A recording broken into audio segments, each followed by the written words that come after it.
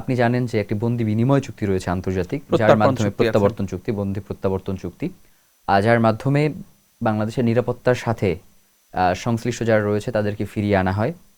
তো এই ব্যাপারেও কোনো পদক্ষেপ তারা গ্রহণ করেছে কিনা সে ব্যাপারেও আমরা নিশ্চিত নই। আমরা সবসময় একটা খুব কমন সিনারিও বাংলাদেশের, সেটা হচ্ছে বাংলাদেশে অন্যায় করেই তার একমাত্র অভয়ারণ্য হয়ে ওঠে হচ্ছে ভারত। মানে বাংলাদেশে অন্যায় করবে, কাউকে খুন করবে, গুম করবে, হত্যা করবে, এরপর ভারতীয় আশ্রয় গ্রহণ করবে।